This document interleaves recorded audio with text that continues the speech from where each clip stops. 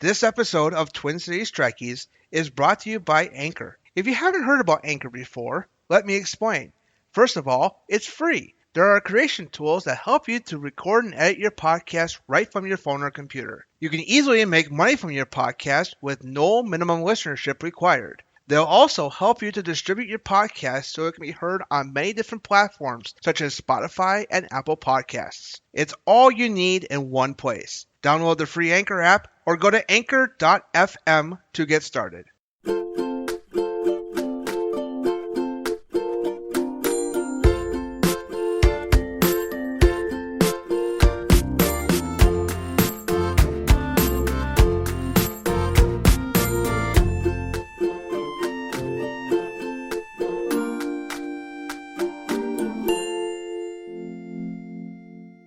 Okay, everyone, welcome to episode 12 of Twin Cities Trekkies. I am Wes. And I'm MacKenzie. And today we're going to be talking about the best two-parters of Star Trek. Now we're gonna limit it here to from the original series all the way to the end of Enterprise, because Discovery and Picard are serialized. That was the one rule I had, because they're both serialized. They go from one episode to the next, without no breaks. There are two-parters in the shows, but they are part of the overall arc of that particular season. Like Picard's first season finale was a two-parter. Discovery's season 2 finale was a two-parter. Discovery did have a two-parter in its third season, but it was part to write out a character. So so that's how we're gonna do this. We're gonna go from 66 to 2005 in terms of the years here. And maybe we'll talk about ones that should have been two-parters, because Yeah. I know there are some episodes about them, but about that there should be two-parters in itself when you think about it now, rather than back then when they were produced. So I think it's gonna be a fun discussion. So to get in touch with us, it is tctrekkiespodcast@gmail.com is our email address. Feel free to send us an email. You can also find us on Facebook and Instagram. The handle is TC Trekkies Pod for both. You can leave a comment on a post on Instagram or Facebook, that kind of thing. We're available on every platform you can think of. Our audience has places everywhere. It's pretty much everywhere you can find us: Google Podcasts, Apple Podcasts, Spotify, YouTube. If you want to listen to us through YouTube, that's fine. Just subscribe and hit the bell. So, and just keep in mind that any comments you may leave may be featured in a future episode of Twin Cities Trekkies.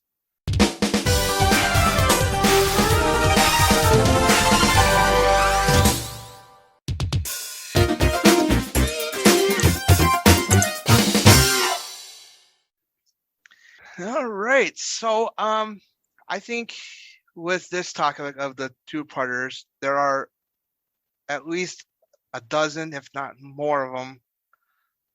Oh yeah, I'm pretty sure there's about. I feel like there's got to be like 10 per series almost. Yeah, at least. But I mean, with the original series, there's only one. And it's, the Menagerie, but otherwise, like everything else, like there's definitely good chunks in Deep Space Nine and Next Generation and Voyager. Most of my favorites are all in Voyager, just because I love Voyager's two-parters. Yeah, Voyager's two-parters are actually pretty good. So I'm just gonna probably talk about maybe like 5, maybe 6 of my favorites, I guess. My favorite two-parters. The best two-parters. I'm gonna start off with one of Voyager's, actually, and it's the Flesh and Blood one from the 7th year, about with the holograms. It was a feature-length episode, but it's split into 2 parts for syndication. That's also included in this discussion. Those feature-length episodes of Voyager, Deep Space Nine, that were not a season finale or a series finale, but they were split into 2 parts when they were rerun in syndication. Yeah. So, but they were originally feature-length episodes when they were first broadcast.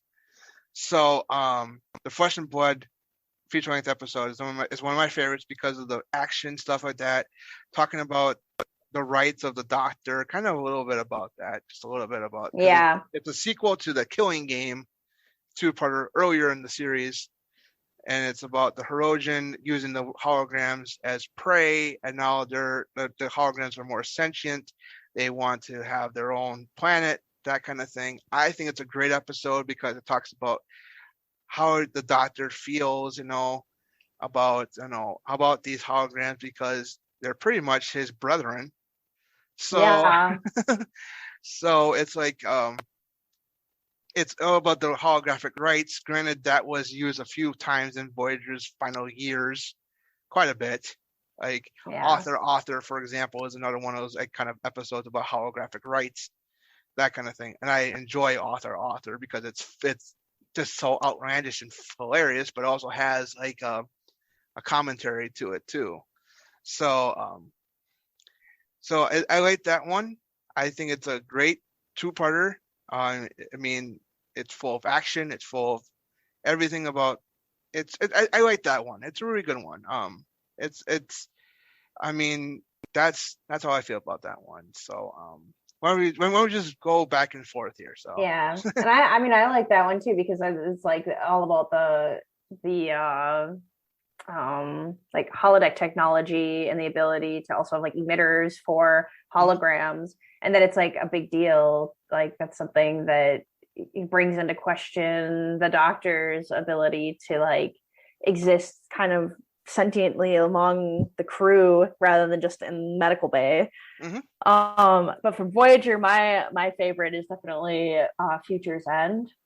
I really like that two-parter.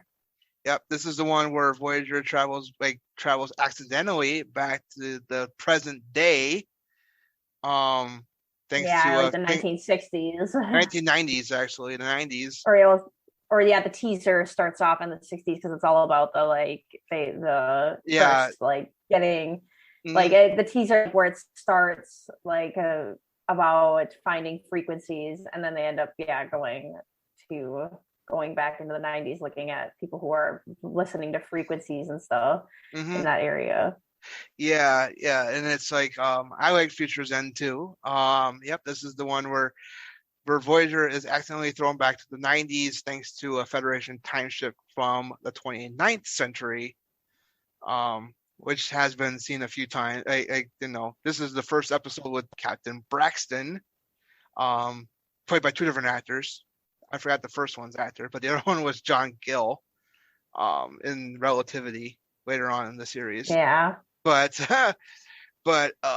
this I like and this is actually Sarah Silverman's, I think, one of her very first TV roles, if I'm not mistaken. I think this is her first or second, because she was a relatively unknown at the time of Future's End's production, and they casted her as Rain Robinson, the person who was kind of like us.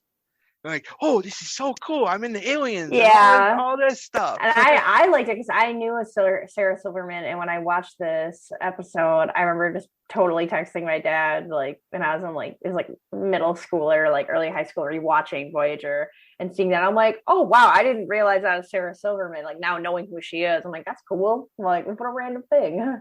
Yeah. And it's kind of interesting that, it's like, I think it's a really cool episode. It feels very much like Voyage Home. It's given some like Voyage Home vibes, and it just feels kind of like a love letter to that. And I always like that.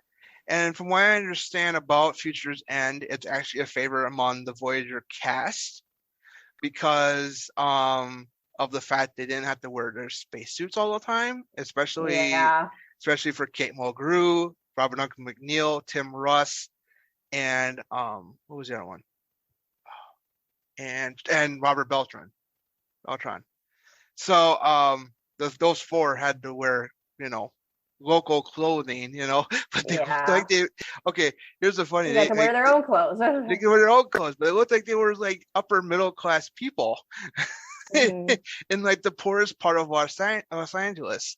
I'm sure that comes with the territory of not understanding. Like they were looking up like whatever you get. If you imagine Googling like what do people wear during this time period? Like doing something like that, I'm sure research is generically set on whoever is the most common denominator in those scenarios. So how would they know the discrepancies of class and economic or like socioeconomic impact of culture and outfits? So they're just like, hey, what are people wearing this time? Like mom jeans and button ups and I don't know, like yeah, trying to look like show peeps. yeah, and it's like, it's funny, because Janeway asked Paris, what we need to do is pass for locals at this area in this time period. Simple, lots of nice clothes, fast car, and lots of money. Um, and they beam down to the planet, they beam down to the front, beam down to Earth, and Tuvok immediately says, we could have worn our Starfleet uniforms. I doubt anybody would know the difference. So, but and I love Ed Begley Jr. as the villain, Henry Starling. Who is kind of like a malevolent version. If Bill Gates was a very greedy, angry person, I want that technology. Give me that technology. yeah. If you got a Bill Gates type of character and Henry Starling played by Ed Begley Jr. So he's phenomenal as the villain in this two-parter. Because you got a lot of vibes of Bill Gates. You get a lot of vibes. And then you understand like why he's desperate for it too, because like it's something where it's like definitely like there's a sense of greed and like it doesn't mean to be bad intention, but it's more like that feeling of like I want that because I want to be part of that. I want to be famous for that. Like I want to make money off of this thing. Like let me have it, and going out of his way to do kind of bad things just to get what he wants. Yeah, exactly. Which I think a lot of people can identify with that, like being a bad character, being like, yeah, but he just wants that fame and fortune, And like a lot of people, they will go out of their way to kind of be terrible people to get to that point. Yeah, totally. And another thing about about the Henry Starling character, it also made me, what was it?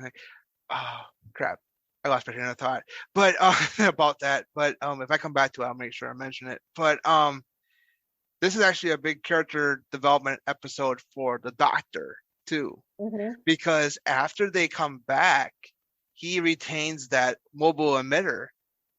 Yeah. So he's able to leave sickbay for the first time ever in his life without feeling like. Yeah, and that's why I absolutely love that episode, because that's like such a big deal, and like he gets that, and that becomes like a key part. Like in the two-parter you brought up, that's something he was willing to like give up when he thought that he had messed up during that time, being like, I'm so sorry for what I've done, like I'll give up my freedom for this. And it's like it just feels such a key part of his existence, like having one of those. Oh yeah, about that scene, about like you're talking about the scene where they're towards the end of the episode of Flesh and Blood, where he gives Janeway his mobile emitter, and Janeway doesn't understand what he's doing. He's like, I'm trying to tell you that I don't deserve this. That kind of thing after what happened, because I betrayed you and the crew. But and then Janeway tells him, you acted pretty much like any flesh and blood person would have done. How can I punish you for doing that? Because you were acting like a normal flawed flesh and blood person. Yeah. And the Doctor is, I think the Doctor is actually one of my favorite characters in all of Star Trek. So because throughout Voyager, he's first activated, he's like this, by the book type of person. He's like, I gotta do this, and then turn me off when you leave, that kind of thing. But then after Kes starts caring about him, about his how he personally feels, because the crew treats him like crap. Like a program and nothing else. And then after the mobile emitter, he starts to be a singer, a painter, that kind of thing, a daydreamer. So he evolves, and I mean that's one of my favorite character arcs of the entire franchise is the Doctor. I mean, because it's like all this experience he does with his program, to be like more like a human being, but that kind of thing. So and that's why I like this episode too. So all right, so I'm gonna go to Deep Space Nine for another one of my favorites. It is actually called The Way of the Warrior. This is the one where Worf is introduced for the first time in Deep Space Nine. That's one of my favorites too. And here's the reason why I really like it is because of Worf being on DS9. Don't get me wrong, I like the whole thing about that. But my favorite part is actually the visual effects of that episode. I have always been a big fan of Star Trek space battles.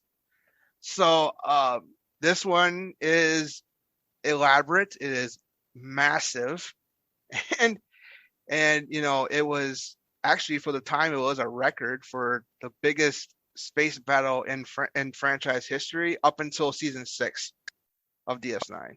So so it was. That's why I enjoy the episode, is because of the visual effects are so stunning. Even today, granted, if they were to remaster DS9, if they had to do a sampler disc like they did for Next Generation, I would choose the pilot, Emissary, this one, and the series finale as the test episodes to recreate the effects and stuff like that, because all 3 of those episodes are very visual effects heavy. So and with this is like with CGI and a little bit of model work in that episode of Way of the Warrior, but it's completely CGI when it comes to the series finale, and the models in the first in the pilot. But that's what I would choose if I had a sampler disc of DS9 on Blu-ray. Would be those 3 episodes, and Way of the Warrior is because of those visual effects. Granted, they're dated now because of the time period in which it was made, but it still holds up today, in my opinion. So I love Way of the Warrior. So I guess I'll let you finish up. I was going to talk about like my favorite Deep Space Nine 2-parter. Oh, go for it. Besides Way of the Warrior, I really like Way of the Warrior too, but my favorite is Past Tense. Also, I guess the Maquis too. I like the whole like ongoing thing with the Maquis being part, like wanting to secede from the Federation. So the Deep Space Nine episode about that too. Yep. Is also epic. Yeah, Past Tense. You mentioned Past Tense. That's actually a good one too, and actually has a lot of social commentary, which actually is prevalent now. So that's what I mean. Like it's a one of those like episodes where we definitely like coming back to sort of like 21st century time, like a little bit in the future, like, but just like talking about things like homelessness and what it means to be in that part of it. Yeah, Past Tense definitely prevalent now regarding homelessness. And that's like, if you can't tell if that's something like I definitely have a little bit of I have a thing for social commentary episodes. That is like why I like to watch Star Trek, is when they have like stories where they look back on our history, especially like time travel ones where they're doing social commentary, but time travel being like what a way to analyze that from a future perspective. Yes, definitely. And at the time it was 30 years in the future for them. Which, it was 94. Wild. Now I'm like, oh, we're really close. We went from 30 years. Now we're 3 years away. Like, we're 3 years away from the Bell riots, which hopefully will never happen. Granted, I hope we don't get sanctuary districts, but but definitely. But some of the terminology you hear in that episode, which was kind of like foreign back in the 90s regarding the internet and stuff like that, because the internet wasn't readily available back then. It was around, but it was not very much around, if you get my meaning about that. But now with you see it now in this day and age, you're going like, oh, I know what that means, or that term, I know what that means, and that kind of thing.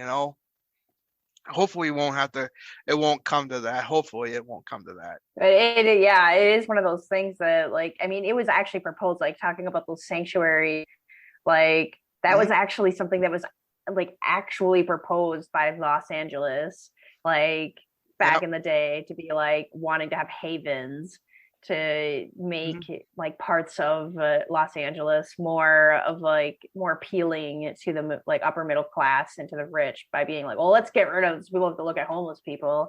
Let's just try to kind of fence them in somewhere, and then we can make everything else look nice. And it's like, dang, pretty on the nose having an episode about this, like totally critiquing that, and then it in our own like lifetime is actually referenced and proposed.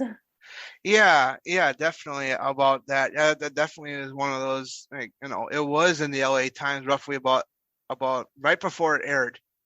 That little, like, what you mentioned. It was in the LA Times about like a week before it aired. So so definitely that was something that was hit right on the nose. And and it actually is one of the best two-parters of DS9 because of that, especially with the that kind of thing, with the social commentary, that kind of thing. Now we're like, I remember when, I read this news article online a year ago when George Floyd was murdered by Minneapolis police. Someone speculated, are we living through the Bell riots now because of this? And this is one that I actually there's some rewatched. similarities. This is something I rewatched after that had happened, and being like, well, that's pretty much how that's starting to feel. Like, just that dynamic of like racism in America, as well as it being a socioeconomic reflection, and just like the really, really poignant and specific apathy towards certain groups of people suffering and being apathetic toward it. And I'm like, wow, I need to rewatch this because it's feeling a little too real. Yeah, I agree. And I remember reading about it, going like, are we living through it now? Living kind of like it's because the events are very, very similar. Like some of the actions of people are very, very similar. And someone put out that article going like, are we living through the Bell riots now because with the Black Lives Matter movement and stuff like that? And I kind of like have to somewhat agree with them, because we're going through this social reckoning in this country, like, to have everyone be more equal. Not just Black lives, but also for the people of the LGBTQ community and stuff like that. So we're going through this really big social reckoning in this country. Yeah. So and I it's about like the double standards of what it means to be equal, and like how quickly that falls apart when you don't fall into what's considered worthy of being equal.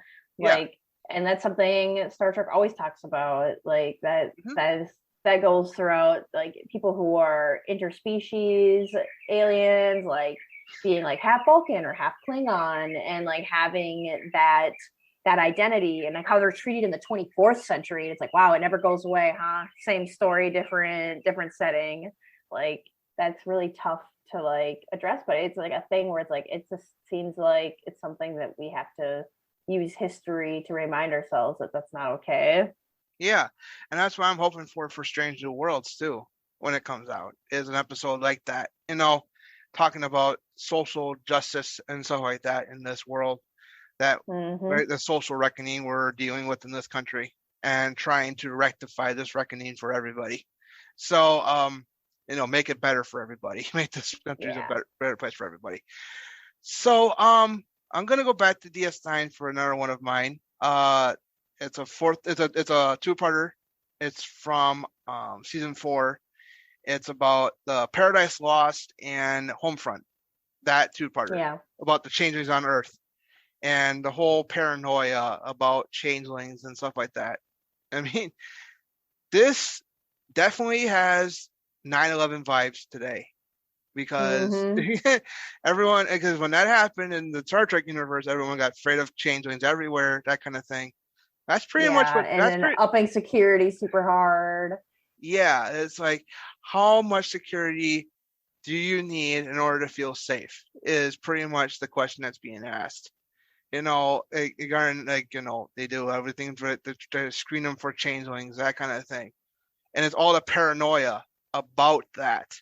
It's got very good 9/11 vibes now.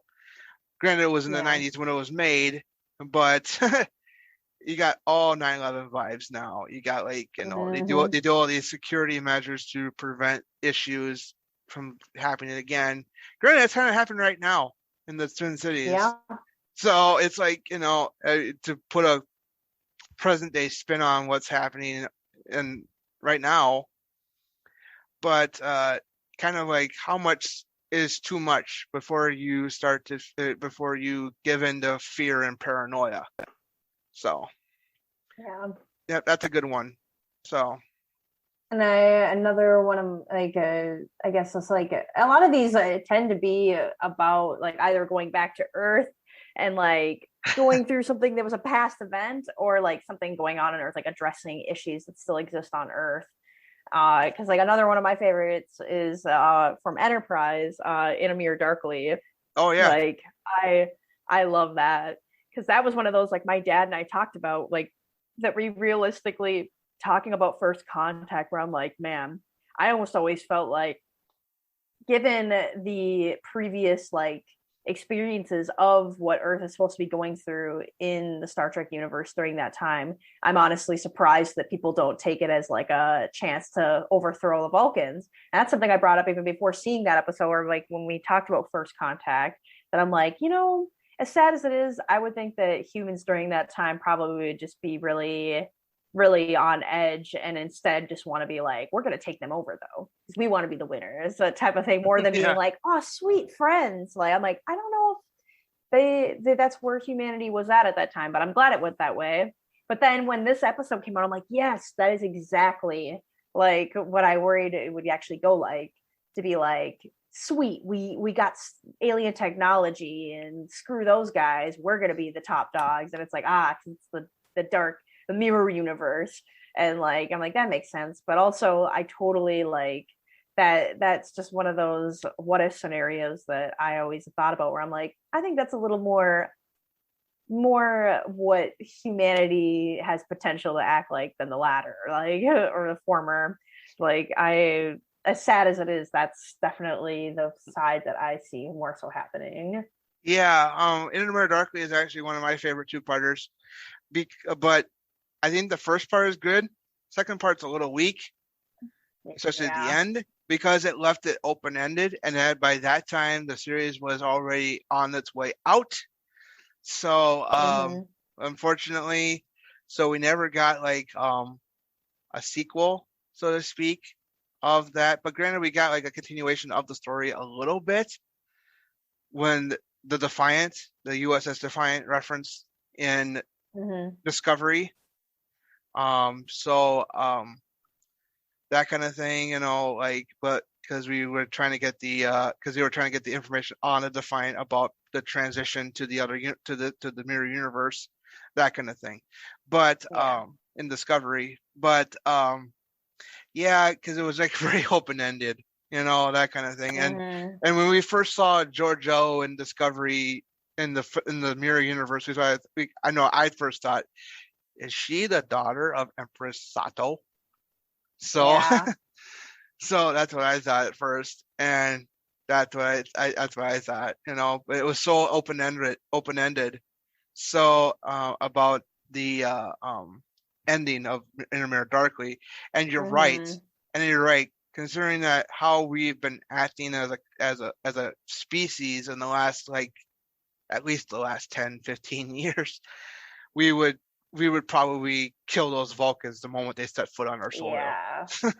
Or take them over and try to be you're not going anywhere until we feel that we're at equals. I'm given the way we handle nuclear arms and our own inter-country interactions with people who seem like they might be a little more offensive than us, I would feel the way we've reacted in a situation like that is definitely whoa, they have the capability to visit us and we haven't been able to do that. We have to make sure they don't leave, and until we feel equal to them, because that's scary that they can come and go as they please. Yeah, Like definitely. I feel like that's more how, especially with it being America, which it's always a lot of these stories, it's always, centered around it happening in the United States rather than like what would happen if first contact happened in Russia?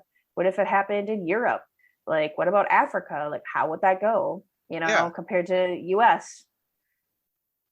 Yeah, definitely. Yeah. So yeah, definitely about that. So I'm gonna go to TNG for one of my other ones I like. I kind of like what was that one I'm called? I'm thinking of. I was thinking of Gambit, the one with the pirates. Yeah, that one's Yeah, good. because the way it ends is amazing. I like because this ship is firing on the Enterprise and it stops right in the middle of the visual effects shot, right in the middle of it, and it's like, and when I first watched the episode for the first time, I'm going like, is the Enterprise gonna be blown up? Yeah. But That's yeah, a really intense episode. yeah, I like there's definitely, Gambit's pretty epic. Times Arrow's epic, but yep, my favorite one is actually Birthright because I love the delve into Worf and his like inner conflict of wanting to be pushy about Klingon culture, but also struggling with the fact that he's actually contradicting a lot of his beliefs with going to look for his dad and hoping secretly that he's alive, even though that's considered like weak and dishonorable. And this whole thing of like the contradictions of really traditionalist views of cultures, and then seeing like an amazing kind of like haven for people to live, and how he kind of doesn't like it, but they are doing really well without him being there, and he actually causes more trouble than help in that situation. And so I just really like that episode of kind of delving in. And then also just like Data's growth of like understanding that he's growing and advancing as a being. and able to dream. Yeah. Yeah, it's like actually an android dreams of electric sheep, but like instead like what crows and whatever else that dream was like that he painted. Yeah. Yeah, I definitely got a little Philip Dick vibe in there, yeah, regarding that android's dream of electric sheep, which was the basis for Total Recall, the movie. So I think that's what it was. Yes, it was. Philip K. Dick's short story for Total Recall. And also a Blade Runner, yeah. Yep, they're both based on Philip K. Dick short stories. So. But he's a very big influencer on some of that, like a lot of the stuff around sentient androids, or sentient computers and technology. Yep, definitely. Yeah, so I have a tie for my last two actually. Unification and the Best of Both Worlds. Best of Both Worlds is good. Yeah, that's the quintessential two-parter. And like I said in a previous episode about Strange New Worlds, I'm hoping that they do an episode just like that, have a cliffhanger ending that just like leaves you wanting more, because that's what Best of Both Worlds did, was like, left you wanting more. And granted you had to wait 3 months between then. Yeah. And with the production schedules now, if they do one, you'll have to wait about a year before they resolve it.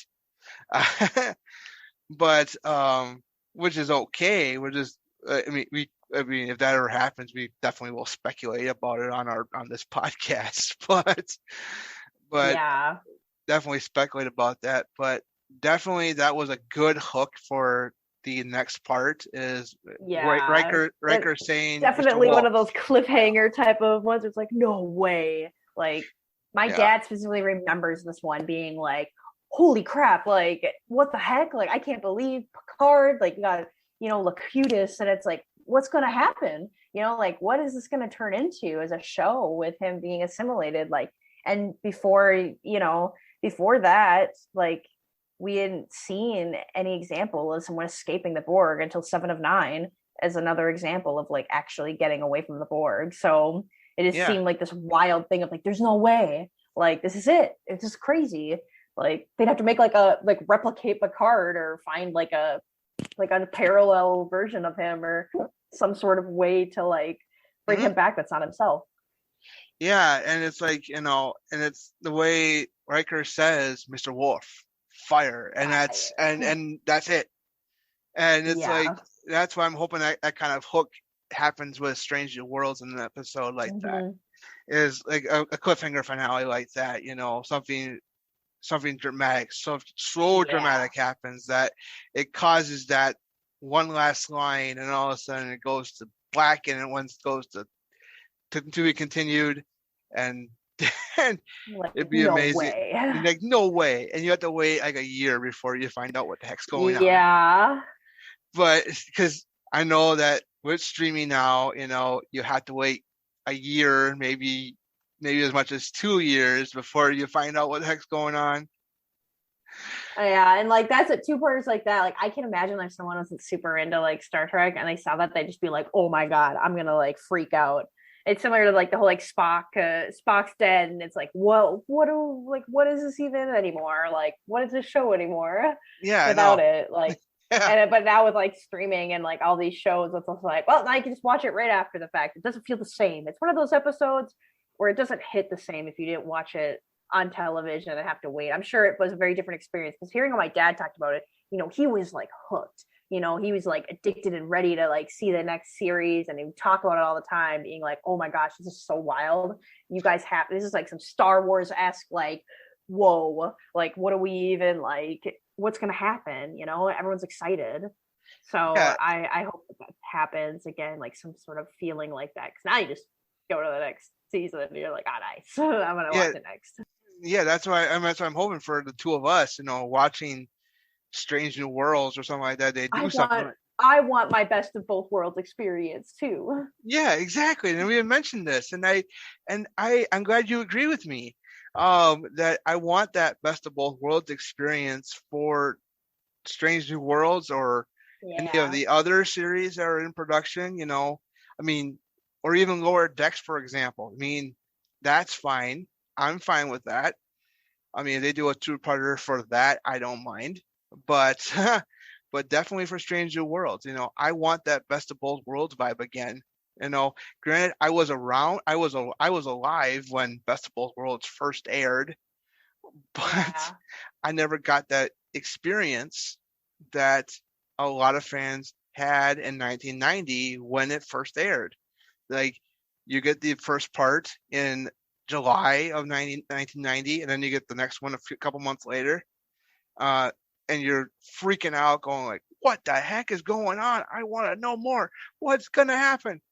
And that's why I'm hoping that happens with Strange New Worlds. I'm hoping that happens with, actually, that's the one show I wanted that to happen to, Yeah. is because it'd be crazy. I would love to see that. But then I also mentioned Unification.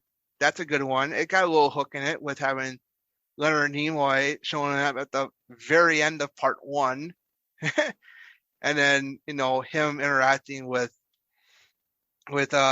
Picard and Data and stuff like that. And it was cool to see Mm-hmm. Spock interact with those characters for the first time, and actually it's the highest rated episode of Next Generation to this day. It was the highest rated when it was first aired. So, and stuff like that. So Definitely, I want that. I just want my best of both worlds. that's what I do. That's what I do too. And then the Menagerie, it's okay. Of I mean, course. it's just like Yeah. a two-part pilot, kind of thing, because you got the cage footage being used as the backdrop, everything else. But certain things about what Kirk and Spock did are very what they would do in Star Trek 3 and stuff like that. Like, Spock tried to sacrifice Kirk's career to save Captain Pike's, life, so to speak. Whatever life he had, being in that wheelchair. Mm-hmm. And then Kirk did the same thing to Spock in The Search for Spock. Sacrificed his career for Spock. Destroyed the Enterprise. Unfortunately, he Mm-hmm. lost his son in the process. Of that kind of thing. So, and he said the cost would have been his very soul if he hadn't tried. So that's what I think about those two-parters. But the ones that are official two-parters. Now, Yeah. Now I know there's a few episodes of Star Trek that I know deserved a sequel. Number one on my list is Conspiracy from the first season of Next Generation. Because the way the episode ends, because Data says they sent a signal to wherever they were from, saying that they were from a homing beacon sent from Earth, and the Enterprise flies away, and you hear this beeping noise, and I'm going like responding, so to speak. That was an episode I wish they had followed up on, because it's like it's a missed opportunity. It really is a really missed opportunity. There's definitely some that it's like, wow, that definitely could have been two-parted for sure. Yeah, definitely. And I know that actually originally the first season finale of Next Generation was supposed to be a two-parter originally, because if you ever seen Chaos on the Bridge, William Shatner's documentary about Next Generation, he interviewed Maurice Hurley, the head writer of Next Generation, at the time of that episode was produced and aired. He said that he wanted to introduce the Borg in season 1 as and they had the Federation, the Klingons and Romulans join forces to defeat the Borg, and that would have been the end of season 1, and then season 2 would have started like the whole alliance thing, and they would have attacked the Borg, and it would have been the end of it. But thanks to the writer's strike, it didn't happen. So definitely that's a episode. I mean, definitely that could have been a two-parter in itself, because it was just very interesting how it ends and stuff like that, regarding the Romulans coming back. So, but there are episodes too that I know there are missed opportunities. There's a lot more in like Enterprise, that kind of thing. Like, granted, I wish the series finale had never existed. These Are the Voyages. I wish that never existed, because I think it's horrible. A horrible series finale. But definitely. There's also some episodes that like two-parters that I think could have just been one-parters. Like I like the episode with War from earlier, like talking about that, like for Birthright. I feel like that could have just been one episode.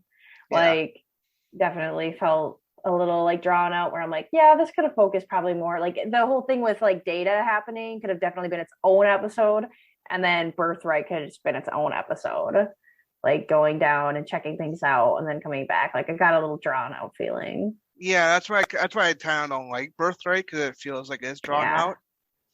And I almost felt like with Chain of Command, I could have almost been down to like one episode too, because mostly people definitely talk more about Chain of Command Part 2, like that episode, because everyone always talks about there are 4 lights. Like everybody constantly references that, like after he's captured and drugged and questioned, and like that whole thing I feel like was the highlight of that whole like two-parter. Yes. I mean, I like the two-parter. I forgot to mention that. That's like an honorable mention to me, is Chain of Command. Oh, so, I love Chain of Command. Yeah, I mean, because it's very powerful. Both parts are, especially part 2, obviously. Yeah. And I remember watching it one time, and I remember saying, why couldn't you have had, this could have been part of the original series. Why couldn't you have William Shatner do it? Because then he would have been like, oh, yeah, the way he yells. There would have been, there are 4 lights. Yeah. Or when at the end, when he yells at when Picard yells at Madrid, who was never named, but it's named in the credits. Yeah. He yells at him, there are 4 lights. And you can imagine William Shatner doing it really stupidly. Yes. There are 4 lights. I absolutely love that. And that's how I can hear it too, because even the way he yells at it sounds very Shatner-esque, and I'm like, heck yeah. Yeah, I know. It is hard. I feel like after like thinking, I'm like, man, there's so many two-parters. I get like Voyager has most of them for me, because I also like Scorpion and Year of Hell. Year of Hell was like one of the most epic like stories for a two-part. I'm like, wow, this is wild. Do you know at one point they actually had planned it out for 5? I could have seen it. That was a crazy episode. Like I remember, I mean, that's like one of my favorite actual just like episodes of Voyager in general. Like that whole story arc was like an amazing story. Yeah, Year of Hell was originally planned as 5 parts. So I almost kind of wish they would have because there was a lot, very action packed, very intense, a yeah, lot of really intense decisions being made. yeah, I think it probably could have lasted at least 3. At least 3, but I don't think it could have worked with 5. But at least with 3 for sure. You know, I liked Year of Hell. I mean, I liked the ending when Janeway rams Voyager into the time ship and says "Time's up," and all of a sudden, boom! Yeah, I'm like talk about like whenever I talk about like being like Janeway is one of my favorite captains because she will literally sacrifice so much to make sure that there's a chance for them, and that is one of those episodes where she was like willing to just be like, I don't know what's gonna happen, but this needs to happen, even though I'm scared and this has been a year of hell. Like actually. Yeah, at that point, yeah, and it's really interesting to see all the damage and stuff like that. You know, they probably and how blew the budget on it. They scrounge by on all those like damages and hits that they've had. Yeah, yeah, it's like, you know, they must have like at least spent a lot of money on those like it probably blew the budget on it. Oh yeah. Yeah, definitely. And Scorpion's a good one too, especially, you know, with the introduction of Seven.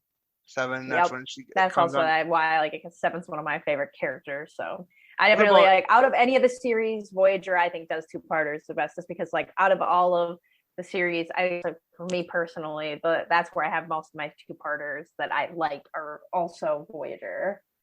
Yeah, and we can't forget about Equinox, the 2-parter then. Yep. With the other Federation ship and that other captain, you know, violating the Prime Directive just to get home faster. Mm-hmm. So cool. Yep. And I thought it was a great story. You know, I mean, I liked John Savage as Captain Ransom in that episode and in that 2-parter. You know, I mean, he's like, I mean, he changes moods, obviously. You know, once first he's total defense of what he did, you know, because his crew was starving, that kind of thing. But then towards the end of the second part, he actually realizes he was in the wrong, and you know, it's like, yeah, it's great. I like that 2-parter too. I mean, it's a good 2-parter. I mean, there are some in Voyager that could have been 2-parters themselves, like the one with the VOD War. The one with the VOD War. Dragon's Teeth. I'm trying to think of Dragon's Teeth was actually originally envisioned to be a 2-parter, but they had to do it only 1 part. But that episode could have been its 2-parter. Yeah, there's definitely a lot of Voyager episodes that I felt like could have, like, because Voyager I feel like gets the most flack for having badly written episodes because they definitely have some terrible episodes. But that is because they just had so many different writers, which is cool. But there were some that definitely could have been better because they were split out more or more fleshed out with a couple episodes. Yeah, definitely. I know that there is one 2-parter that is really weak, and that is actually in Voyager, Basics. I mean, I think it's really weak. That could have been one that was. That could not have been a cliffhanger finale. I wish it wouldn't have been. I mean, it could have been like, you know, they had aired those 2 parts as the final 2 episodes of season 2. And then, you know, and that would have been that. Mm-hmm. But I that's how I feel about it, 'cause I think it's really weak. A really weak 2-parter. It's the way to get the Kazon off the show. Because they were never really a popular species. Yeah. So, I mean, I kind of, you know, rewatching Voyager now, I kind of enjoy the Kazon a little bit. Yeah. but I still don't They're like like them a very primal nature species. Like that, you still have this very like primal nature in some successful species. Yeah, and that's how I feel about that. And I know that was the way to get the Kazon off the show, was to do this two-parter so they can, like, forget about them. But it's like, I like them now, that kind of thing. It's good. I mean, they're okay. Some of the episodes are good. Some of the episodes are kind of terrible, involving them. But they're generally, it's generally a good species. I wish they would. I mean, I wish they had written the Kazon a little bit better. Yeah. If the writers of Voyager in the first 2 seasons had written them a little bit better, they probably would have been like a species that fans probably would have enjoyed watching. Yeah, because you got them, you got the Vidians, the Hierarchy, the Borg, the Herosian, but the Kazon were the very first species they came across, other than the Ocampa. So it's like, if they had been fleshed out a little bit better by the writers, it probably would have been a lot better. Yeah. And that's my opinion about the Kazon, and because I get why they wrote it, but it was still it's still a weak 2-parter. Yeah. Same with the Killing Game. I mean, I like it I like it because of the Star Trek hates Nazis kind of vibe. I like it for that reason, but it's still very weak. It doesn't really work that well. Yeah. I mean, I do enjoy it, but it's just like, it's not a good rewatchable 2-parter like Best of Both Worlds or Way of the Warrior or the other ones we mentioned. So yeah. So, but yeah, that one's kind of an interesting storyline, and like being like, yeah, I mean, I guess if you're really into like history stuff, it's kind of cool to like watch it, but yeah, it's just one of those where I'm like, I don't know if it needed to be a 2-parter. Yeah. And we have another Nazi episode kind of in Enterprise, the 4th season premiere, Stormfront, which is also kind of like a little weak, but I'm glad they got rid of the Temporal Cold War, which was what that was designed to do. So I do like that. But some of the three-parter stories in Enterprise, especially in the 4th year, I liked the Augments one, and I liked the Romulan War prequel trilogy. And I know that they would have done more about the Romulan War had the series continued, that kind of thing. So yeah, it's a lost opportunity. The entire Enterprise is one missed opportunity after another, especially when it gets to the last season and you realize this is actually great Star Trek, and you find out that's it. Yeah. It's like, oh, cool, nice ending, like weak ending. Some people being like, that last episode doesn't count. I know, it's so sad.